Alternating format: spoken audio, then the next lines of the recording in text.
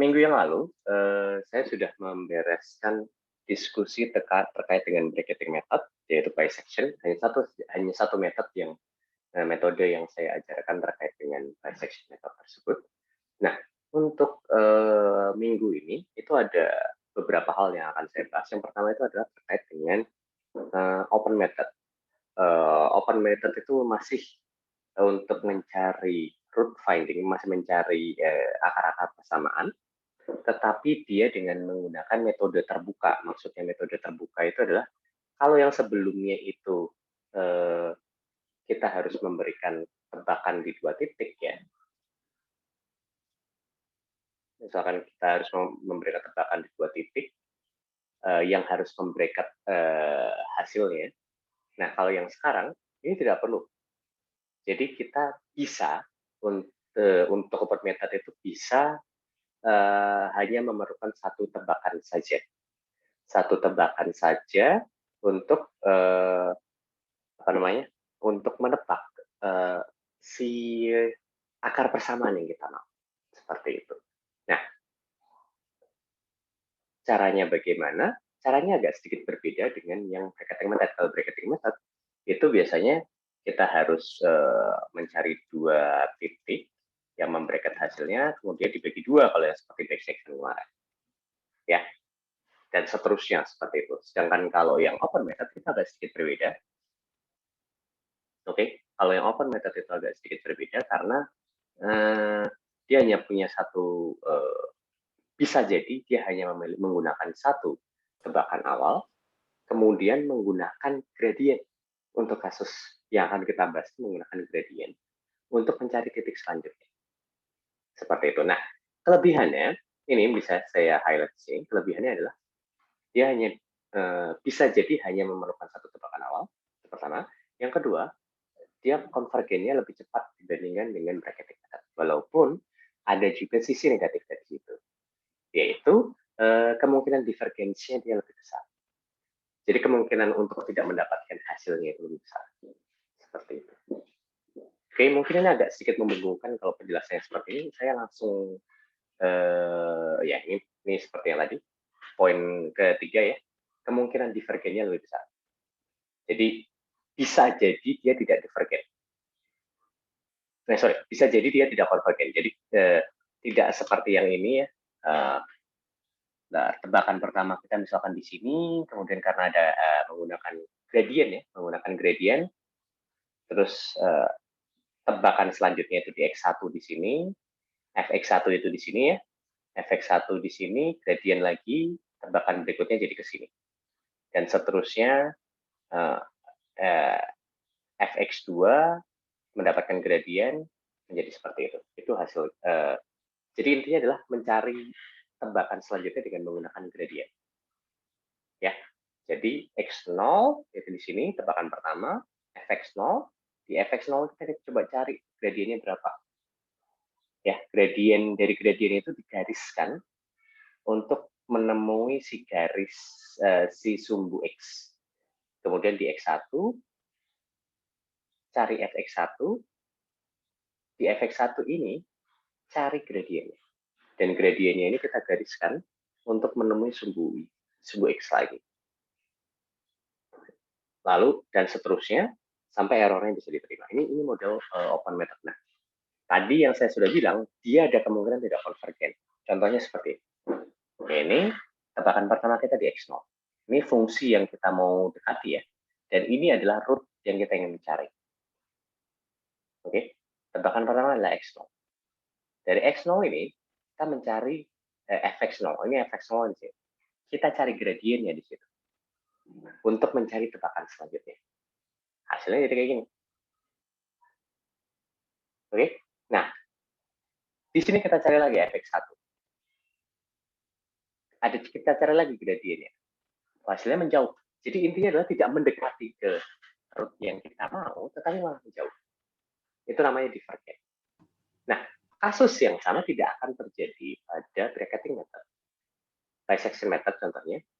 Oke, asalkan tebakan yang kita gunakan itu membracket si root utama ini. Root yang kita cari. tidak akan terjadi. Jadi apa? Divergensi itu tidak akan terjadi asalkan membracketnya itu betul seperti itu. Oke, karena dia akan semakin dekat, semakin dekat, semakin dekat. Tidak seperti itu. Oke, jadi setiap metode numerik seperti yang saya sudah bilang, setiap metode numerik itu pasti akan ada kelebihan dan kekurangannya. Dalam hal ini, open method itu kelebihannya adalah kecepatan konvergensinya tinggi. Tebakan awalnya bisa jadi kita cukup satu saja. Tetapi kelemahannya itu adalah dia gampang divergen, tergantung dari kasusnya. Ya, tergantung dari kasusnya. Kasus ini pun asalkan kita menggunakan tebakan awal yang lain, bisa jadi hasilnya menjadi konvergen. Bisa jadi hasilnya menjadi konvergen. Jadi memang ini tergantung dari kasus yang kita handle seperti itu, dan tergantung juga dengan tebakan awal. Ya. Terkait dengan open method ini, apakah ada yang mau ditanyakan terlebih dahulu sebelum saya membahas salah satu open method, sebenarnya salah dua, karena dua-duanya itu mirip, dan yang satunya itu memperbaiki kelemahan yang dari yang satunya lain. Terkait dengan open method ini, apakah ada yang mau ditanyakan?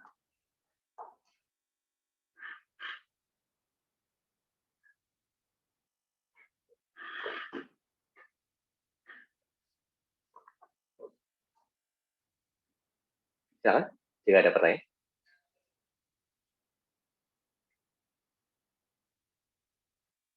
Tidak ada? Belum ada, Pak. Oke, saya coba lanjutkan lagi ya.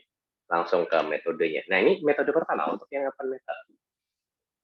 Ini metode yang paling terkenal ya, karena mungkin metode paling tua yang ada di open method. Nama metode ini adalah Newton-Raphson. Dia benar-benar menggunakan gradient. Gradientnya gradient literally, ya, literally gradient. Jadi apa yang dia lakukan? Apa yang dilakukan di metode Newton-Raphson ini? Itu adalah kita menggunakan satu tebakan awal. Oke, kita menggunakan satu tebakan awal x1, xi. Dari xi kita cari nilai fxi. Oke, dari xi kita cari fxi, kemudian cari f aksen xi.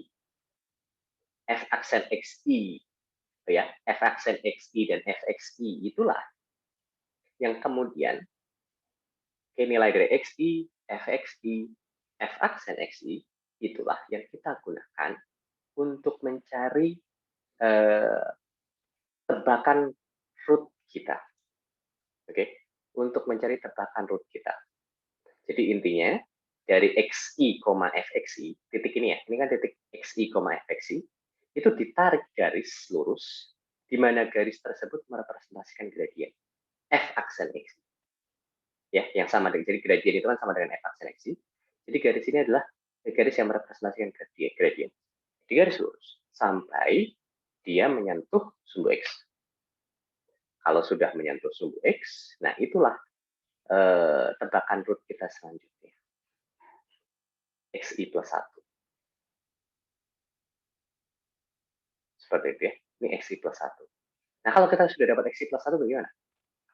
Iterasi selanjutnya. Kalau errornya belum terpenuhnya, iterasi selanjutnya. Iterasi selanjutnya, xi plus 1, cari fxi plus 1, cari f aksen xi, dari tiga data tersebut, di xi plus 1,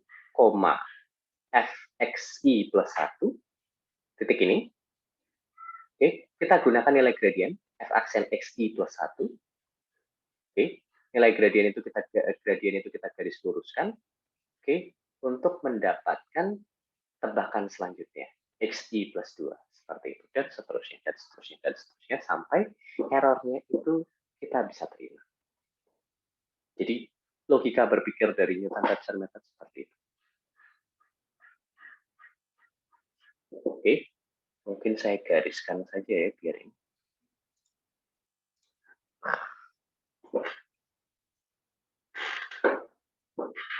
Saya gariskan saja. Ini dari xi plus 1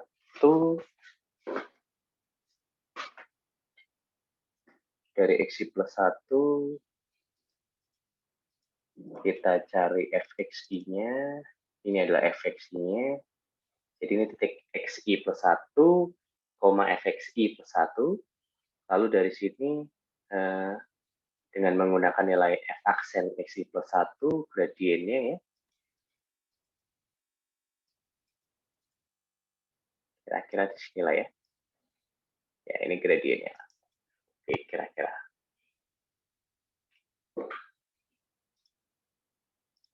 Kenapa keluar?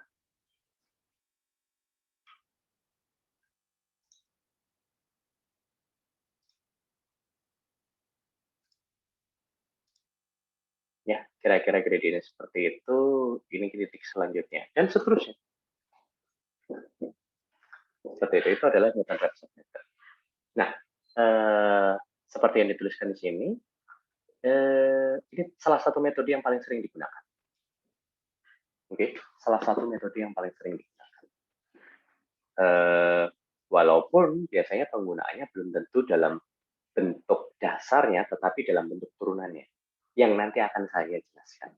Metode yang agak sedikit berbeda, namanya berbeda, tetapi sebenarnya prinsip dasarnya masih seperti Newton Raphson. Nah, matematikanya seperti apa? Ya, matematikanya seperti itu seperti ini. Oke, jadi xi plus 1, ini bagaimana kita mencari ini ya, xi plus 1, bagaimana kita mencari xi plus 1 dari xi, fxi, dan f aksen xi, seperti ini. xi dikurangi fxi dibagi f aksen xi itu sama dengan xi plus 1.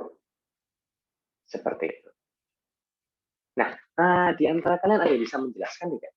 Kenapa kok rumusan untuk mencari xi plus 1-nya seperti ini? Di antara yang ada di sini, adakah yang bisa menjelaskan? Pakai ini Pak, pakai sama kayak persamaan, buat persamaan garis, tapi nanti titiknya di titik 0 y-nya. Yang sekali. Bisa dilihat di sini ya, Doni? Ya, tuh. Ya, bisa dilihat seperti tadi Doni bilang, bisa dilihat sini. Jadi,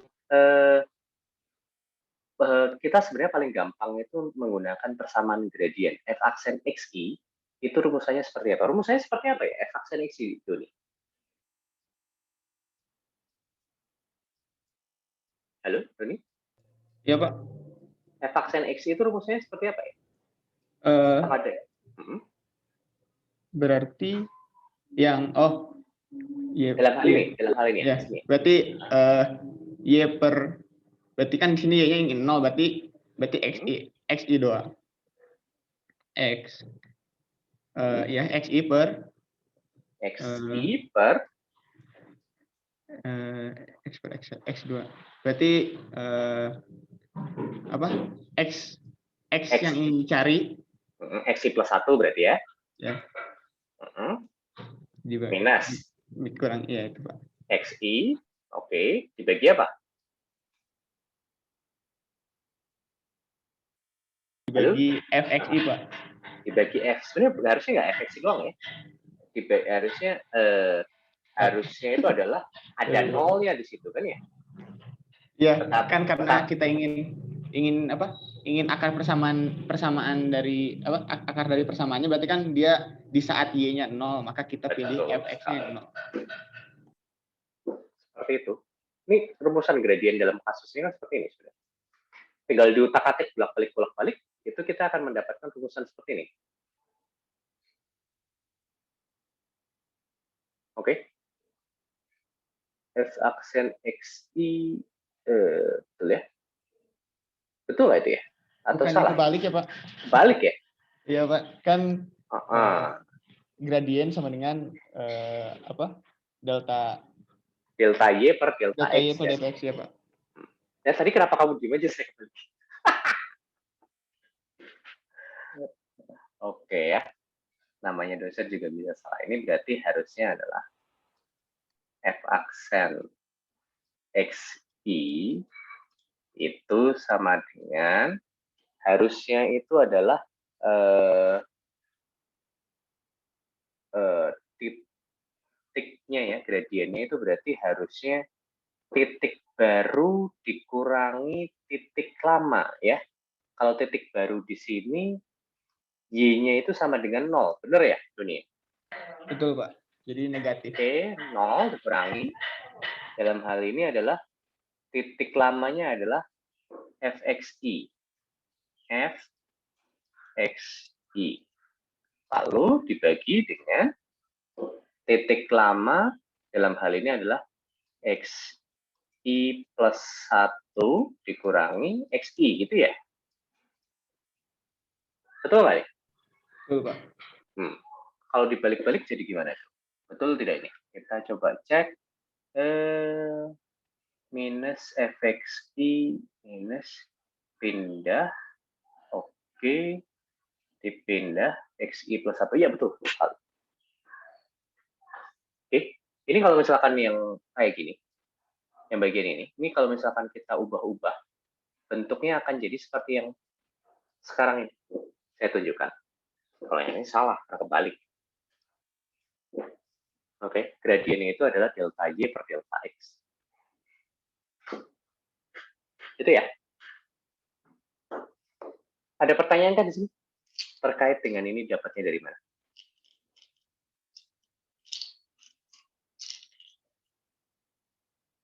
Silakan.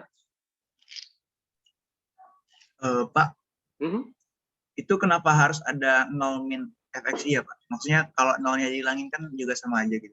Iya, cuman gini. Ini saya ingin menunjukkan bahwa ini adalah Y baru yang kita cari, ini adalah Y lamanya. Ini adalah X barunya, ini adalah X lamanya. Ini pakai persamaan dasarnya aja. Y2 min Y1 dibagi X2 min X1 gitu. Untuk gradien. Kebayang nggak, Hamzah? Oh iya, siap. Tapi kan Y2 kita, ini dalam hal ini harus sama dengan 0. Karena ini kan percabang, apa namanya? Kita mencari potongan dengan sumbu X-nya kan, Y sama dengan 0. Betul tidak? Betul, Pak. Seperti itu. Oke, terima kasih, Pak. Jadi ini dasarnya dari situ. Jadi xi plus 1 sama dengan xi minus fxi dibagi f aksen xi. Ini adalah metode Newton-Raphson. Oke, ini metode Newton-Raphson. Nah, tetapi ada permasalahan besar di situ di metode Newton-Raphson ini. Apa permasalahan besarnya? Nih, kita perlu rumusan turunan pertama. Kita perlu rumusan turunan pertama. Ini tidak akan jadi masalah apabila kita punya persamaan nih. Oke, apabila kita punya persamaan, kadang-kadang kita punya persamaannya dan persamaannya punya turunan pertama, itu tidak jadi masalah. Nah, tetapi kadang-kadang ada banyak kasus yang nyari turunan pertamanya itu juga rada bermasalah. Plus juga kadang-kadang data yang kita miliki itu adalah data yang fungsinya kita tidak ketahui. Kalau fungsinya kita ketahui, cenderungnya menggunakan Newton-Raphson ini bukan jadi masalah. Oke, tetapi kadang-kadang kita mendapatkan kasus yang kita hanya mendapatkan set-set data saja. Set data saja. Set data saja itu maksudnya adalah data kita, apa namanya, datanya itu ada beberapa data gitu ya, ada beberapa data yang itu yang kita harus gunakan untuk mengaproksimasi nilai root-nya seperti itu. Kadang-kadang kita punya kasus seperti itu. Nah, kalau misalkan kasusnya seperti itu, kita tidak bisa menggunakan Newton-Raphson karena permasalahannya adalah Newton-Raphson membutuhkan turunan pertama. Ya, Newton-Raphson membutuhkan turunan pertama, nilai dari turunan pertama. Seperti itu. Dan ada kasus lagi juga yang fungsinya diketahui, tetapi turunan pertama susah didapatkan. Oke, untuk kasus seperti itu juga, Newton-Raphson tidak bisa digunakan. Makanya karena ada kelemahan besar seperti itu, ada perbaikan besar untuk si metode Newton-Raphson ini. Oke, nah, oke, sebelum ke arah sana, untuk Newton-Raphson dan juga si perbaikan yang nanti akan saya bicarakan, itu memiliki pitfalls yang sama. Pitfalls di sini itu adalah kelemahan di mana memungkinkan dia untuk bisa di-forget. Ini ada beberapa kasus. Contoh-contohnya seperti yang bisa dilihat di sini. Kasus pertama, ini kasus kedua, kasus ketiga, kasus keempat. Ini beberapa kasus seperti ini. Oke. Dan memang open method itu akan selalu sensitif terhadap pitfalls seperti ini.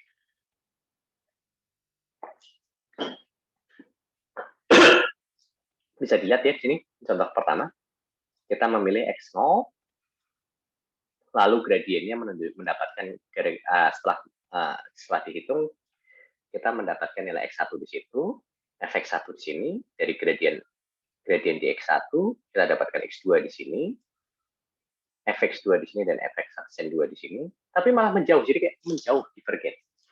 Kasusnya juga sama untuk yang kedua seperti ini. Ya, root yang kita ingin cari di sini. Tetapi karena fungsinya itu fungsi polinomial yang ordenya bukan kuadrat saja, itu ada bentuk-bentuk seperti ini. Nah, kalau kita salah memilih tebakan awal, itu bisa jadi hasilnya divergen. Contohnya seperti ini. Ini semakin menjauh dari root yang kita ingin cari di sini. Contoh kasusnya juga seperti ini. Ini untuk polinom yang ordenya lumayan banyak. Jadi kayak kita memilih root yang jauh dari, kita memilih tebakan awal yang jauh dari root yang harusnya kita cari. Root yang kita cari itu tidak ada di grafik di sini. Jadinya semakin menjauh. Sama juga untuk kasus ini. Ini polinom yang artinya cukup tinggi, polinomial yang ordernya cukup tinggi, itu dia bisa divergen. Oke, ini pitfalls yang dari Newton-Raphson. Kelemahan. Oke, sampai di sini sebelum saya membicarakan metode perbaikan untuk Newton-Raphson itu, ada yang mau ditanyakan?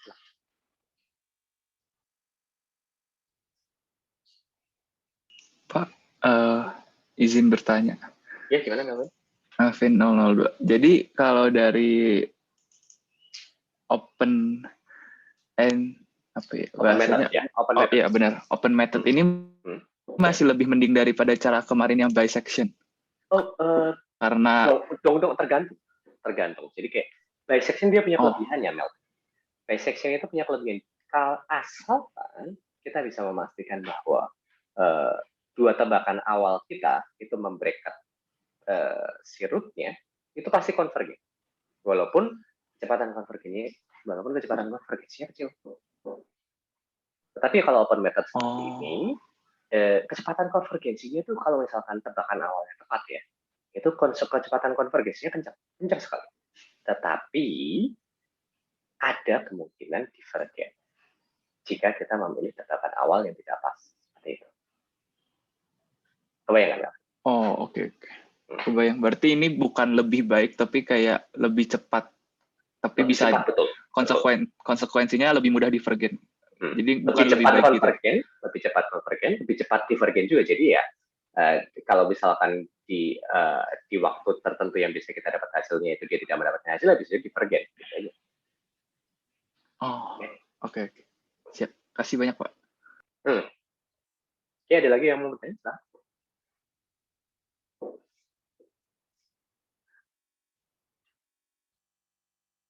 Oke, saya coba lanjutkan nih. Ini root of equation yang selanjutnya, itu perbaikan dari Newton-Raphson. Tadi kan saya sudah bilang ya, bahwa Newton-Raphson itu mempunyai kelemahan besar, terutama di bagian dia memerlukan turunan pertama. Dia memerlukan persamaan untuk turunan pertama. Nah, si second method ini, yang dilakukan itu apa? Itu dia mendekati, si metode ini menggunakan pendekatan untuk mencari turunan pertama. Turunan pertama, ingat ya, tadi second itu, Newton-Raphson seperti ini. Turunan pertamanya itu kita harus punya fungsinya. Seperti itu. Nah, si secant itu mendekati nilai dari turunan pertama itu dengan menggunakan backward finding difference. Lalu memasukkan aproksimasi turunan pertama ini ke persamaan Newton-Raphson, menggantikan si turunan pertama. Jadi yang tadi sebelumnya itu adalah XI plus 1 sama dengan XI untuk Newton-Raphson ya. XI plus 1 sama dengan XI kurangi FXI dibagi F aksen XI. F aksen XI-nya digantikan dengan ini. F aksen XI-nya digantikan dengan ini. F aksen XI-nya digantikan dengan itu.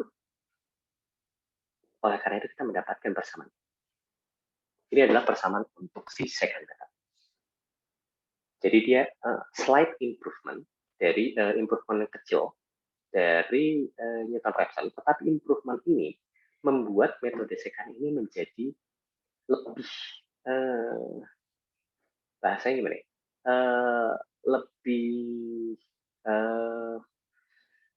Lebih mudah untuk digunakan.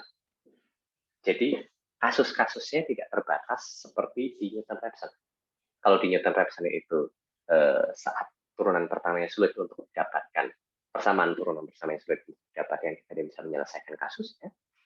Untuk metode secant ini kita harus bisa, karena nilai dari turunan pertamanya kita dekati dengan backward finding difference. Jadi dia lebih gimana ya? Lebih mudah, penggunaannya itu lebih umum dibandingkan dengan si Newton-Raphson.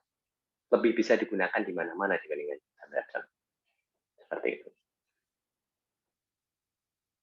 Ya, jadi ini adalah si secant method. Saya tidak mau kalian belajar terlalu banyak rumusan. Jadi yang bawah ini kalian tidak usah lihat. Ini adalah kasus di mana XI-1 dikurangi XI ini digantikan dengan step size tertentu. Karena memang biasanya saat menggunakan secant itu kita ada step size tertentunya, tetapi ini malah jadi bingung sendiri karena ini metode yang agak sedikit berbeda, modified secant. Jadi saya tidak akan mau membahas yang ini terlalu dalam. Jadi fokus kita lebih ke secant method ya. Oke.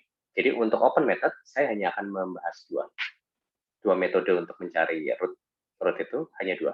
Yang pertama itu adalah si Newton-Raphson, yang kedua adalah secant. Oke, seperti itu. Nah, ini perbedaannya. Kalau yang tadi Newton-Raphson misalkan titik tebakan awal kita adalah XI, lalu kita punya FXI. Di FXI itu di Newton-Raphson itu menggunakan cari nilai F aksen XI-nya, di sini tidak. Oke. Nah, sayangnya karena menggunakan backward finding difference, dia walaupun dia lebih jadi lebih bahasanya adalah nimble ya, lebih mudah digunakan di mana-mana, tetapi agar untuk tebakan pertama dia butuh 2 titik awal. Kenapa butuh 2 titik awal? Karena dia menggunakan backward finding difference untuk mencari nilai dari gradient. Jadi dia butuh XI dan butuh XI-1. Seperti yang ada di sini. Dia butuh XI dan XI-1. Dia butuh FXI dan FXI-1.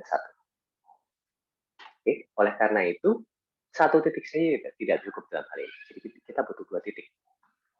Tebakan untuk tebakan awal kita butuh 2 titik, yaitu si XI-1 dan FXI titik XI-1. Titik ini XI-1, FXI-1. Titik yang kedua adalah XI, FXI. Nah, karena namanya backward finding difference, seperti yang sudah saya jelaskan di awal-awal waktu itu ya, caranya gimana mendekati gradiennya, itu disambungkan di 2 titik itu. 2 titik itu disambungkan dengan suatu garis. Nah, itu jadi gradien, perkiraan gradien. Perkiraan gradien inilah yang kemudian kita potongkan dengan sumbu X untuk mencari tebakan XR. Nah, urutannya selalu seperti itu ya. Urutannya selalu seperti itu. Jadi kayak kalau dari awal kita sudah tentukan bahwa ini adalah XI-1, ini adalah XI-1, FXI-1, dan di sini adalah XI, FXI, urutan selanjutnya mengikuti urutan tersebut. Jadi, setelah itu kan kita punya titik selanjutnya adalah XR ini. Nah, si XR ini di iterasi selanjutnya, oke, dia akan menjadi XI-nya. Lalu XI minus satunya kita menggunakan nilai XI sebelumnya. Pokoknya intinya adalah selalu gunakan titik paling baru dengan titik yang nomor 2 paling baru. Seperti itu. Jadi bisa, kalau misalkan kita kasih nomor, ya, ini adalah X0, Fx0. Ini adalah X1, Fx1. Ini adalah X2. Ini jadi X2, Fx2. Ini adalah X1, Fx1. Dari sini kita dapatkan gradient untuk mendapatkan X3 kita. Dan seterusnya. Itu adalah second method. Jadi metodenya sama persis seperti Newton-Raphson, tetapi perbedaan utamanya di situ, gradientnya kita tidak lagi menggunakan yang namanya gradient asli di satu titik tinjauan, tetapi kita menggunakan gradient hasil dari backward fine difference. Seperti itu.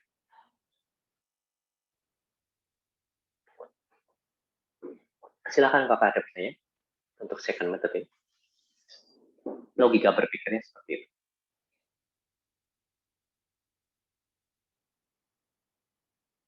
Silakan.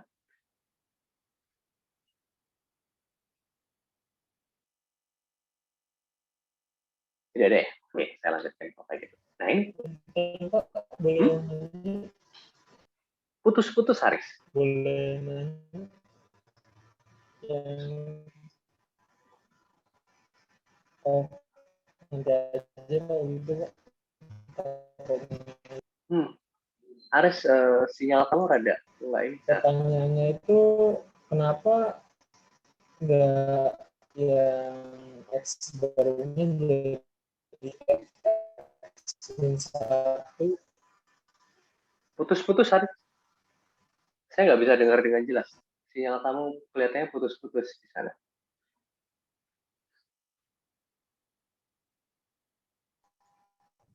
Nanti aja kalau gitu Pak. Oke. Ya. Sinyalnya bagus. Oke, saya coba lanjutkan ya. Ini untuk kasus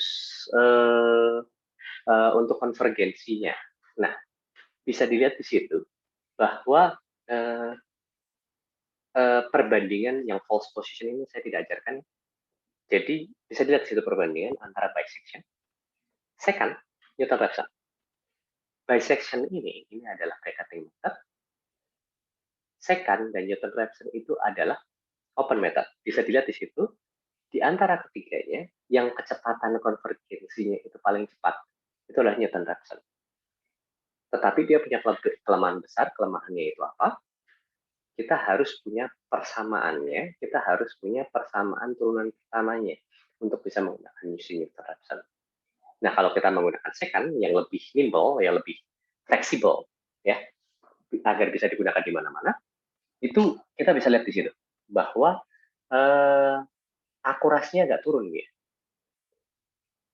Bukan akurasi, maksudnya kecepatan konvergensinya agak turun. Ya. Kecepatan konvergensinya agak turun, tidak secepat Newton-Raphson untuk bisa konvergen. Tetapi masih jauh lebih cepat dibandingkan dengan bisection. Seperti itu. Tetapi perlu diingat bahwa Newton-Raphson dan juga second ini memiliki pitfalls yang sama. Mirip-mirip itu pitfalls. Jadi, kemungkinan divergen itu besar sekali. Bukan. Kemungkinan divergen itu ada juga besar di situ. Sedangkan bisection asalkan dua tebakan awal kita itu memberikan sudutnya, itu pasti akan convergen. Jadi bisection punya kelebihan di situ.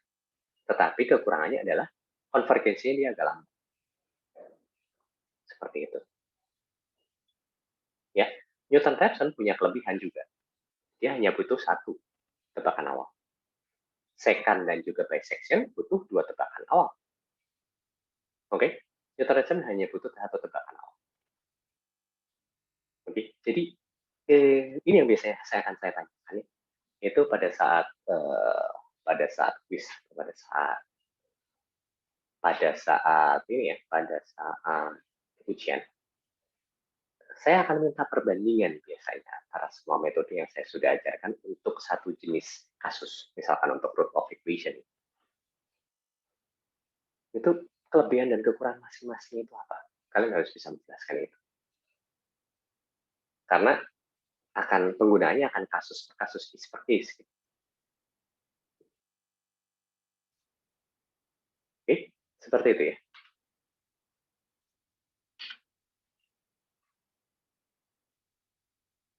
Ini yang PR kemarin ini. Oke, yang ini PR kemarin. Sip. Lalu kita coba lanjutkan.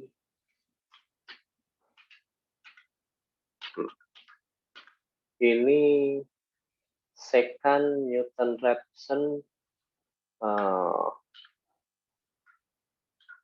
bisection kemarin saya sudah berikan. False position.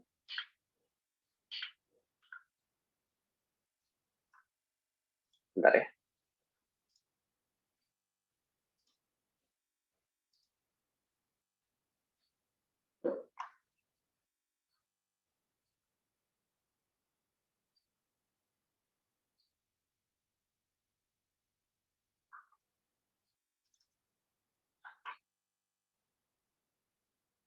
Oke.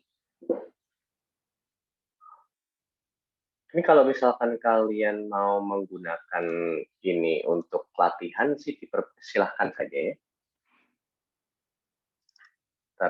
Jadi kalau kalian ingin coba latihan dengan membuat apa namanya? Oh, saya ingin ini Pak, coba programming untuk Newton-Raphson atau si secant method itu saya perbolehkan. Silahkan aja. Ini buat latihan kalian sendiri. Just in case nanti pas waktu quiz saya minta, tolong tuliskan program MATLAB untuk secant method misalkan seperti itu kan bisa jadi kan ya. Atau tolong tuliskan program MATLAB untuk Newton-Raphson method itu juga bisa jadi. Ya, intinya adalah program MATLAB untuk Newton-Raphson method yang sederhana, program MATLAB untuk secant method yang sederhana itu bisa jadi saya untuk quiz minggu depan seperti itu. Jadi silahkan kalian pelajari saja itu, ya. Oke. Itu terkait dengan bisection, terkait dengan secant, terkait dengan Newton-Raphson. Oke. Silahkan jika ada pertanyaan. Aris tadi mau bertanya sesuatu? Sinyal kamu udah bagus belum? Suara saya putus-putus ya, Pak? Sekarang udah oke. Gimana, Aris? Boleh ke secant method lagi, Pak? Terutama di grafiknya. Itu kan kita Kenapa kalau secant method?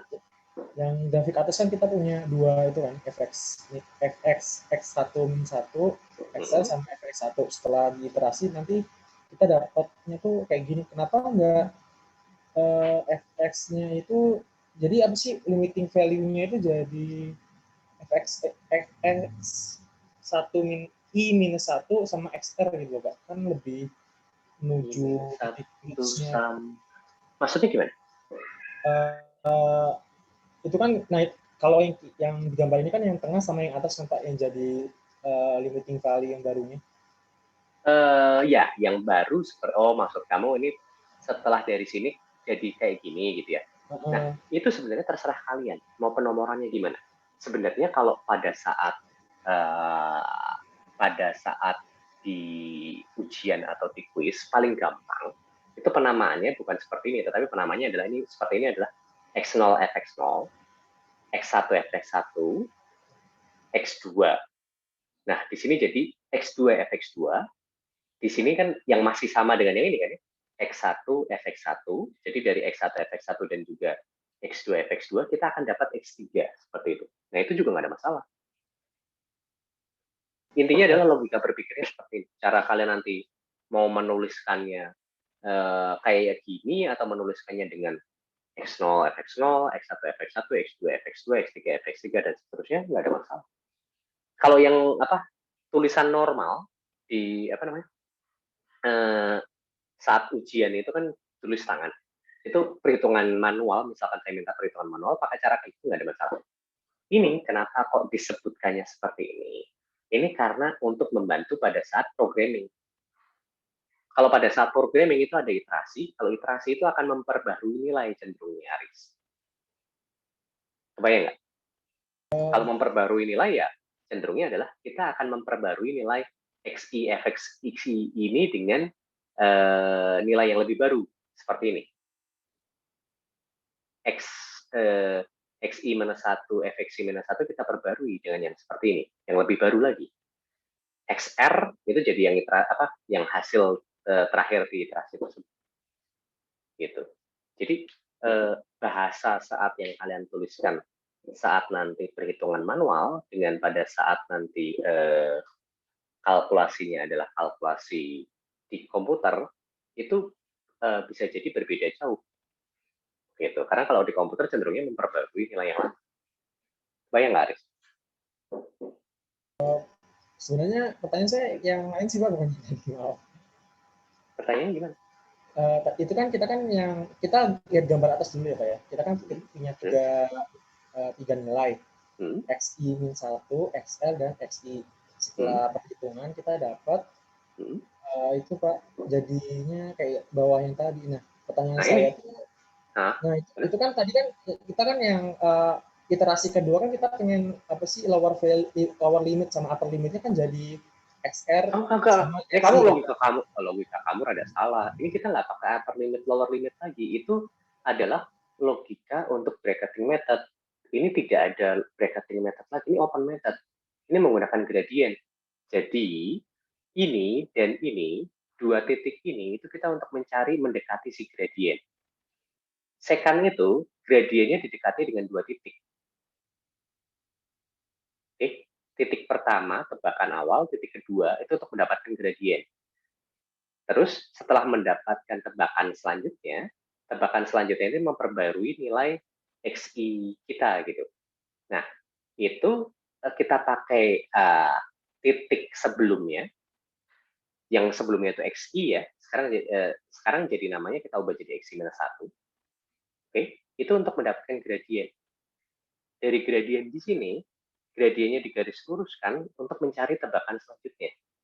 Open method dengan bracketing method jangan dicampur-campur.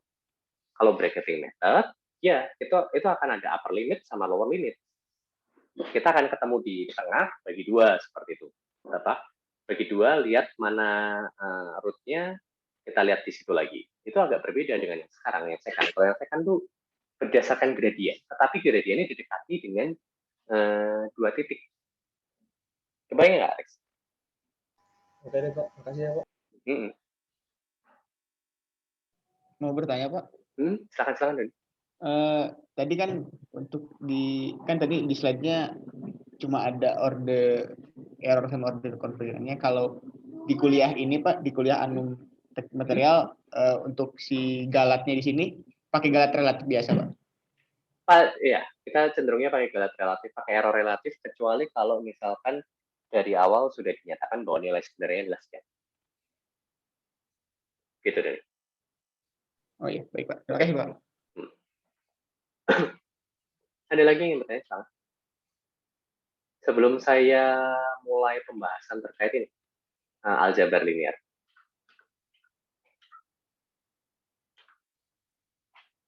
Ya, lebih ke arah ini ya. Si secant, Newton-Raphson, dan juga bracketing method. Silakan, jika ada pertanyaan.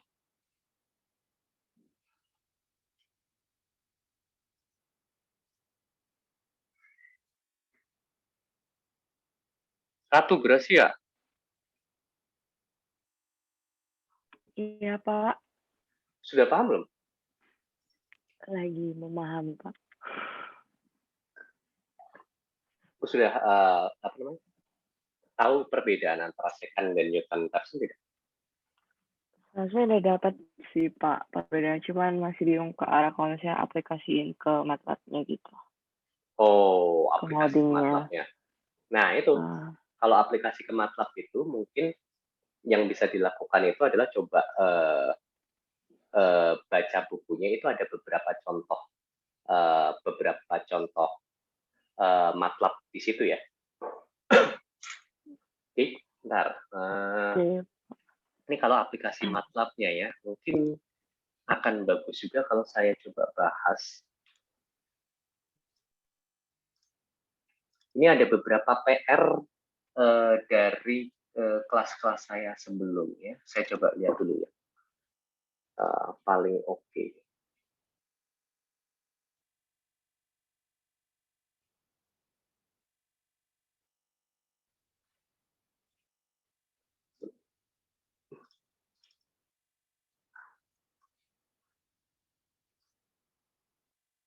Newton-Raphson itu tidak terlalu apa?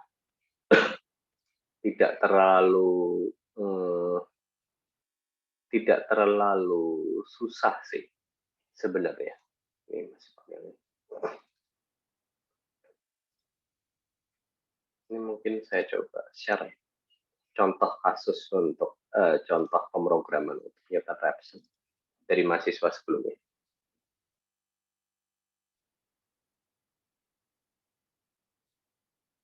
Oke, ini adalah contohnya. Bisa dilihat nggak ini? Ini program MATLAB untuk Newton-Raphson. Ya, ini program MATLAB untuk Newton-Raphson. Jadi di awal itu dia bikin programnya agak ada inputnya gitu, jadi ya kita diminta untuk membuat initial guess-nya berapa itu bisa kita masukkan gitu ya. Oke, initial guess-nya itu berapa kita bisa masukkan, walaupun di sini pertanyaan apa namanya persamaannya tidak disebutkan di situ, langsung persamaannya cuma dimasukkan saja di sini ya. Initial guess-nya itu dimasukkan di sini. Oke, jadi nanti akan pada saat kita merun programnya itu akan muncul.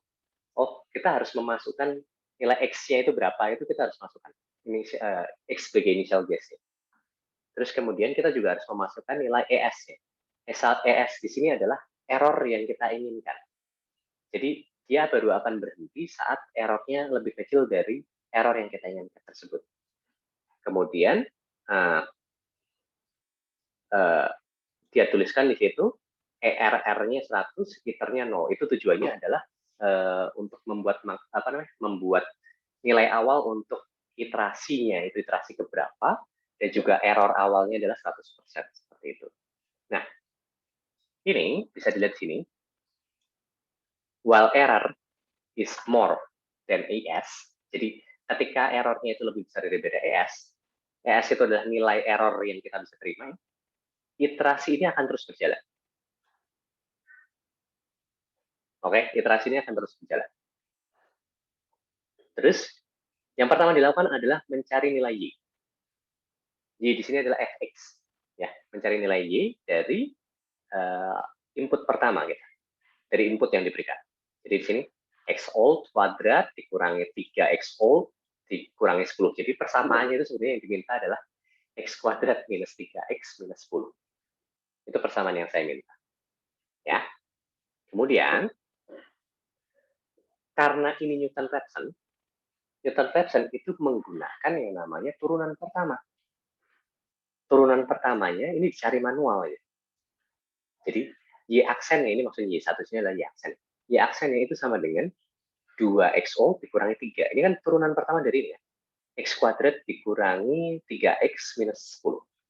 Itu turunan pertama adalah 2x minus 3. Ini manual jadi ya. Langsung masukkan ke situ. Tidak ada masalah karena ini kan memang untuk latihan. Kemudian dia perbarui nilai iterasi. Iter sama dengan iter plus 1. Artinya apa? Iterasi awal yang 0, di iterasi pertama ini jadi 1 nilai. Di sini jadi 1.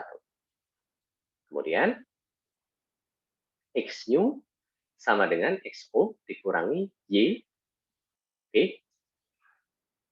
bagi Y1.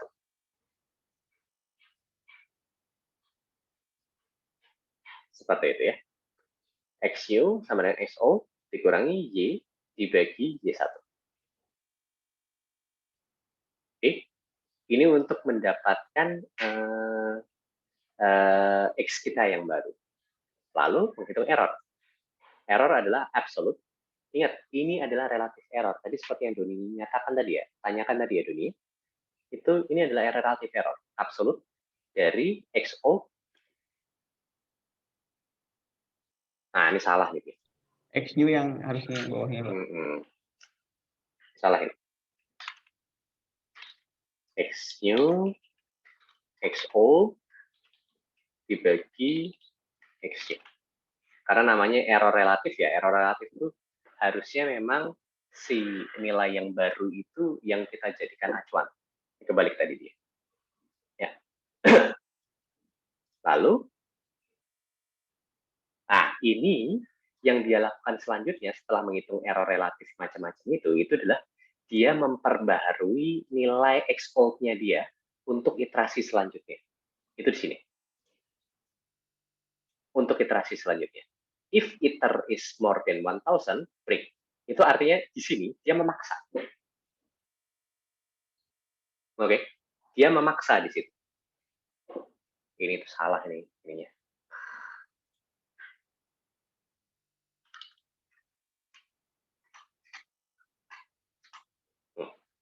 Yang lebih benar kayak gitu.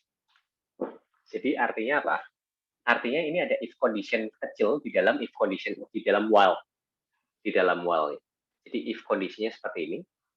Ini kalau iterasinya lebih besar daripada 1000, oke, dia akan break. Break itu artinya langsung jebret keluar gitu.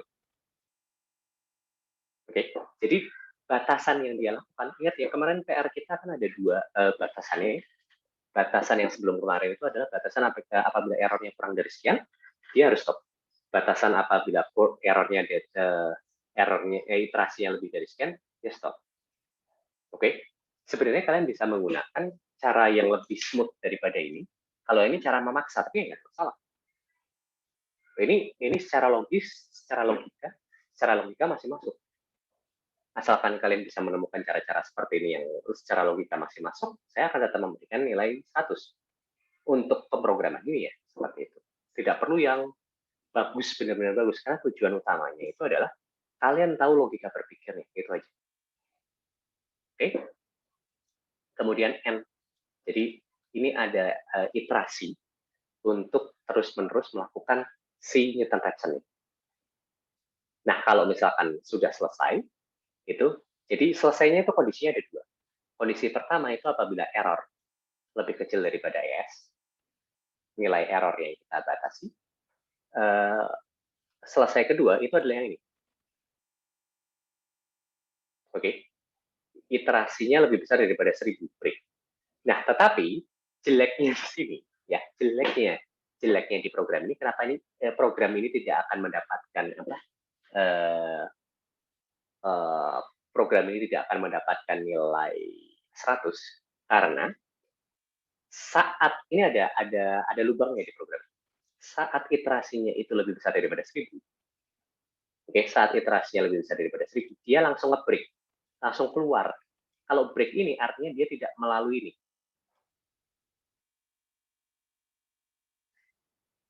Oke.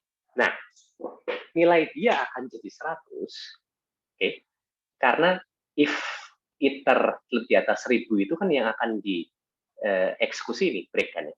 Sebelum break,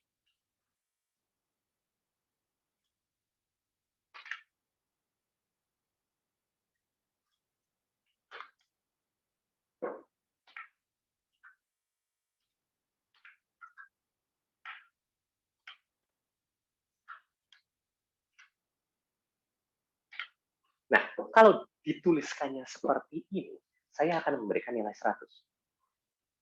Artinya apa? Artinya saat iterasinya di atas 1000 pun, dia akan tetap menunjukkan nilainya. Nilai fungsinya berapa? Mau nilainya jelek, mau nilainya bagus, itu tetap muncul gitu di sana. Errornya tetap akan muncul di situ. Baru kemudian dia break. Artinya adalah dia akan stop di situ. Stop programnya itu apabila iterasinya di atas 1000. Tetapi tetap sambil di sana, sambil menunjukkan hasil terlebih dahulu. Kalau yang tadi program sebelumnya, dia hanya akan menunjukkan hasil apabila errornya itu di bawah error yang kita tentukan saja. Kalau yang sekarang sudah saya perbaiki ini Oke, saya tulis result lah ya.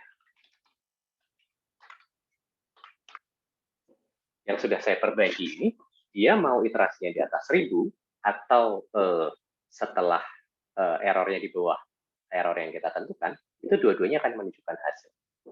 Paham nggak ini?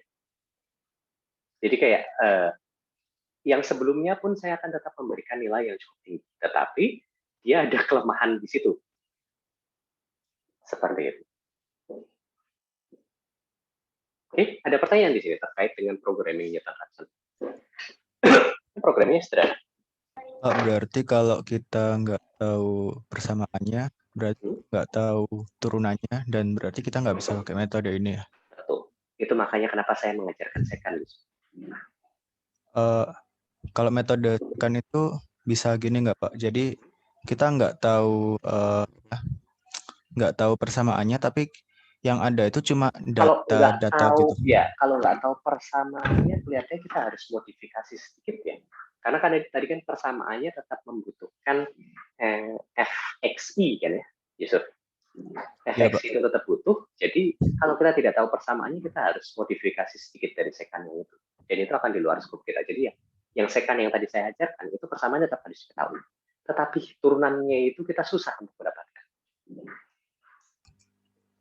Kalau misal ada data ya Pak, ada data XI sama FXI, itu ada metodenya lagi nggak Pak? Sebenarnya pasti ada metodenya, cuman itu akan di luar skop saya karena saya tidak akan membahas terlalu banyak metode. Intinya adalah saya pengen yang diajarkan di kelas ini itu lebih ke arah alur berpikir aja sih sebenarnya. Untuk mendapatkan akar persamaan itu opsinya bisa ini. Nah, sisanya silahkan kalian cari sendiri. Itu kalau kamu mau cari pasti ada di situ. Oke, Yusuf? Oke, Pak. Soalnya yang kayak gitu tuh ada di uji tarik, Pak.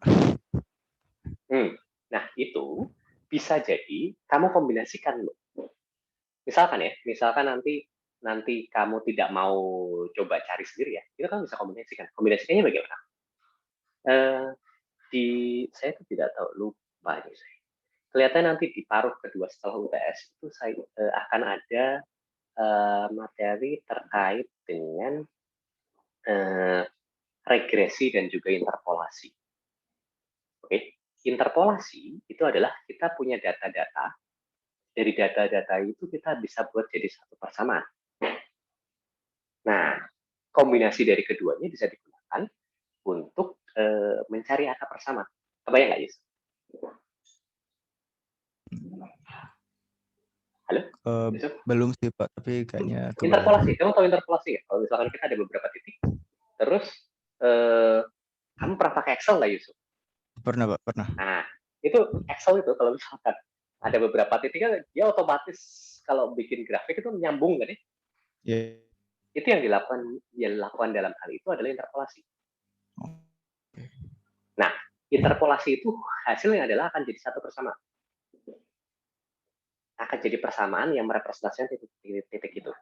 Nah, kalau misalkan modul interpolasi saya kerjakan dulu untuk memproses datanya, kemudian untuk mencari akarnya saya lanjutkan di bawahnya dengan modul selanjutnya. Oke. Pengakaran bisa nggak itu, Yusuf? Bisa, Pak. Itu. Tetapi saya untuk penggabungan seperti itu saya tidak akan ajarkan. Itu silahkan kreativitas kalian. Yang saya akan ajarkan di sini adalah basic dan logika berpikir. Karena memang waktunya akan hanya cukup untuk itu saja. Itu ya. Oke, Yusuf? Oke, Pak. Ini berarti sudah oke ya. Ada lagi yang bertanya? Silahkan. Mau bertanya, Pak? Gimana? Kan di Newton Raphson itu kan dibagi gradiennya ya, Pak ya?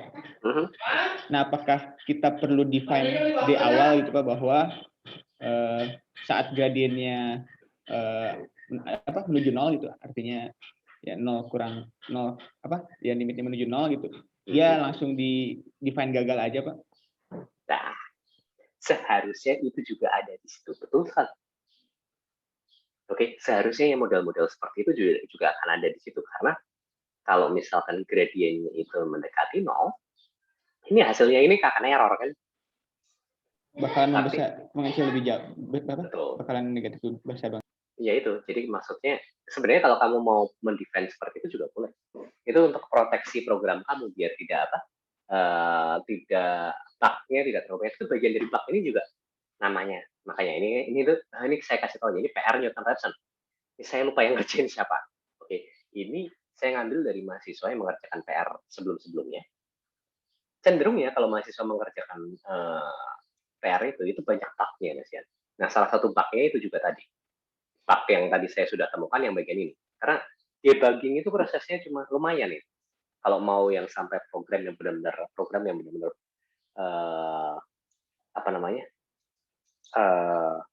serangganya itu habis gitu ya. Nah, ini termasuk salah satu itu ada bug-nya juga di situ. Bagian ini, apabila Y1-nya ini mendekati 0 atau 0, ya programnya akan error itu. Oke, jadi bisa jadi ini hanya dieksekusi saat nilai Y1-nya tidak sama dengan 0. Gitu dong ya. Tetapi sepintar-pintarnya mahasiswa dan sepintar-pintarnya dosen, kita tidak bisa melewati batasan kapabilitas dari metode tersebut. Misalkan metode yang ini kan metode Newton Raphson. Saya sudah bilang bahwa metode Newton Raphson itu punya tendensi untuk bisa divergen. Nah, itu saya tidak bisa memperbaiki itu. Kenapa tidak bisa? Karena memang itu sifat dari si metode tersebut. Yang saya bisa lakukan adalah saya bisa mencoba beberapa input yang berbeda agar hasilnya menjadi konvergen. Gitu. Jadi keterbatasan tidak hanya pada manusianya saja, tetapi pada metodenya juga ada. Makanya kenapa kok di kuliah-kuliah saya itu pasti akan ada perbandingan antara satu metode dengan metode lainnya. Karena dari situ kalian bisa tahu, oh, metode ini lebih bagus dalam hal ini, metode ini lebih bagus dalam hal ini, metode ini lebih bagus dalam hal ini. Tetapi metode ini kok jeleknya di sini, metode ini jeleknya di sini. Tapi untuk kasus saya, metode mana yang akan memberikan advantages paling banyak, memberikan keuntungan paling banyak, dan kerugiannya yang paling minimum. Karena itu kasus per kasus. Kebayang nggak? Ya, seperti itu.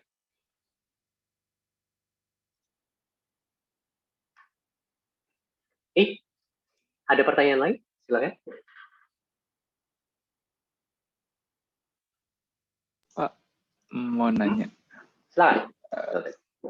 Melvin lalu. Jadi yang tadi kan sampai ada proses debugging gitu kan, Pak. Tapi kalau capaian dari mata kuliah ini apakah cuma sampai programnya jalan dan sesuai dengan soal Bapak atau sampai harus rapih sampai debugging gitu? Soalnya susah itu kayaknya. Ya, saya tidak akan minta sejauh itu sih. Ya, debugging kecil itu pasti harus ada sih, Melvin. Karena kalau yang full bug gitu ya dijalankan oleh asisten saya nanti, oleh Kadek juga oleh Domi juga nggak akan jalan. Kebayang nggak? Jadi kayak ya paling tidak jalan itu udah minim. Terus kalau kalian bisa debugging kecil-kecilan itu akan ada nilai positifnya di situ jelas. Jadi nilai 100 itu paling tidak ada beberapa debugging yang yang harus dilakukan. Misalkan error pembagian 0, itu kalian tahu bahwa itu akan menyebabkan error. Itu harusnya tidak muncul di situ. Oke.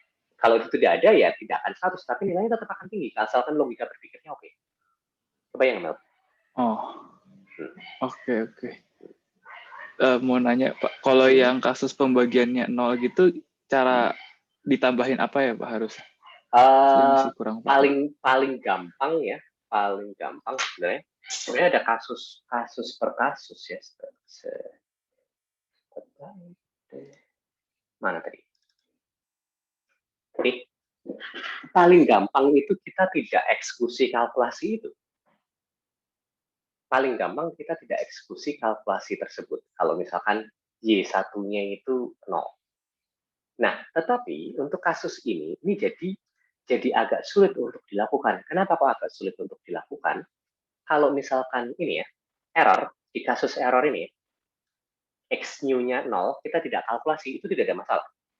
Karena ini hanya perkalkulasi error, berarti pada saat apa? Pada kasus ini, oke, pada kasus ini karena ada pembagian 0 di X new-nya tersebut, kita nantinya tidak akan mendapatkan nilai error untuk iterasi tersebut saja. Itu kita tidak ada masalah. Jadi kayak langsung kita buat ya, if ini langsung ya. Nah,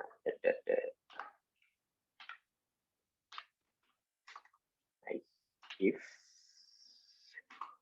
X new tidak sama dengan 0 itu bahasanya apa ya? Saya itu lupa. Ada yang hafal nggak itu? Kalau tidak sama dengan 0, di MATLAB-nya itu seperti apa? Tanda seru sama dengan? Tanda seru? Sama dengan? Tanda seru gitu? Saya lupa juga. Nah, yang gelombang, Pak. Yang gelombang di keyboard sebelah kiri, ini ya? sebelah kiri dari satu. Ini ya? Ini sama dengan ya? Iya, Pak. Oke. X new ini, if X new tidak sama dengan 0, oke, lalu lanjut lagi ya. Berarti kita bisa kalkulasi error di situ. Oke.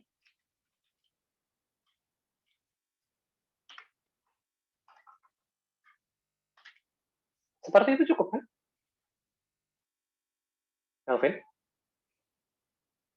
Halo? Ini untuk menghilangkan kemungkinan adanya program kita itu mati karena ini. Pembagian itu. Tetapi, kalau yang ini agak susah untuk kita lakukan. Kenapa?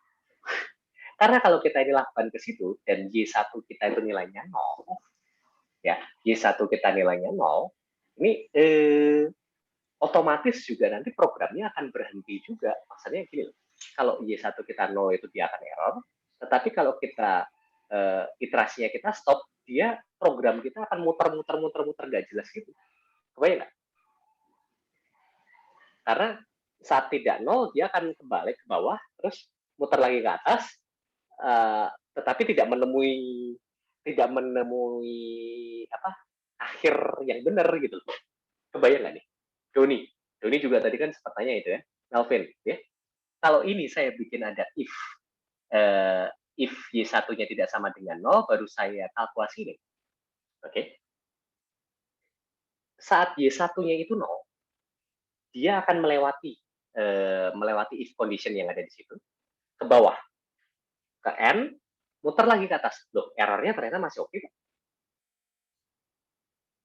Tapi balik lagi ke situ, muter lagi. Jadi, program kamu malah jadinya hang nggak jelas. Jadi, saya akan tetap membuat ini seperti ini. Karena ini kalkulasi yang suka nggak suka, saya tetap harus lakukan. Saat Y1-nya 0, pembagi 0, dia akan error, stop, ya sudah, tidak ada masalah. Saya mengorbankan itu. Kadang-kadang di pemrograman kita harus melakukan seperti itu. Tetapi untuk si error ini saya masih bisa melakukan ini karena error itu tidak mempengaruhi iterasi kita. Sedangkan X new ini mempengaruhi iterasi kita. Kebayang nggak, Doni? Dan yang lain? Iya, Pak. Gitu. Tapi mungkin Pak, kan kalau misalkan eksak menuju 0 gitu kan, mungkin akan case-nya akan sedikit gitu. Alangkah lebih baiknya kalau misalkan kita kasih batas galak gitu Pak, mungkin menuju 10 pangkat 10 atau misalkan 0,01 gitu. Nah, cuman akhirnya juga nanti dia akan divergen. Kalau udah sampai Y1-nya sejauh itu ya, sebenarnya intinya adalah kalau misalkan kita kasih batasan di situ, itu yang ada nanti saat dia nilai Y1-nya itu 0 atau mendekati 0, itu yang ada kalkulasi kita malah jadi nggak dieksekusi situ. Ini bagian yang mau nilai Y1-nya berapapun tetap harus kita eksekusi. Kalau akhirnya 0, ya udah biarin. Error ya udah error. Memang kenyataannya seperti itu. Kebayang nggak, Don? Karena XU itu tidak bisa kita X-new itu tidak bisa tidak kita eksekusi kondisi apapun itu, karena itu akan mempengaruhi iterasi selanjutnya. Gitu. Nah, kalau misalkan ternyata hasilnya itu karena Y1-nya itu 0, ya, Y1-nya itu 0 terus habis itu error, yang salah siapa coba? Saya tanya. Programmernya atau metodologinya dalam kasus ini? Ini logika berpikirannya nih. Yang salah bukan kita, yang salah bukan programmer. Yang salah adalah yang membuat metodologi. Itu termasuk salah satu pitfalls. Dan kita tidak bisa ngapa-ngapain kalau udah ada pitfall seperti itu. Makanya kenapa kok metode numerik itu selalu ada improvement. Karena untuk memperbaiki pitfalls yang ada di metode-metode sebelumnya. Gitu. Yang saya akan ajarkan ke kalian itu hanya metode-metode paling sederhana saja. Oke, metode yang advance ya saya tidak akan ajarkan. Dengan mengajarkan metode yang sederhana kalian tersentil ya. Oh ternyata pitfalls itu bisa gini-gini. Untuk penyelesaiannya gimana? Belajar sendiri. Gitu. Kebayang nggak Doni? Kebayang nggak para bandit? Kebayang nggak Yusuf? Kebayang nggak Melvin? Kebayang nggak yang Sukri ini yang saya lihat di sini dong? Kebayang nggak yang lain? Kebayang Pak. Kebayang Pak. Jadi seperti itu. Ini bukan lagi permasalahan yang di sini itu bukan kesalahan kita. Permasalahan di situ itu adalah bagian yang kita tidak bisa hindari karena permasalahan dari si metodologinya. Gitu. Oke? Cukup jelas ya harusnya. Udah 9.33. Kalau kayak gitu saya stop dulu, saya mulai lagi.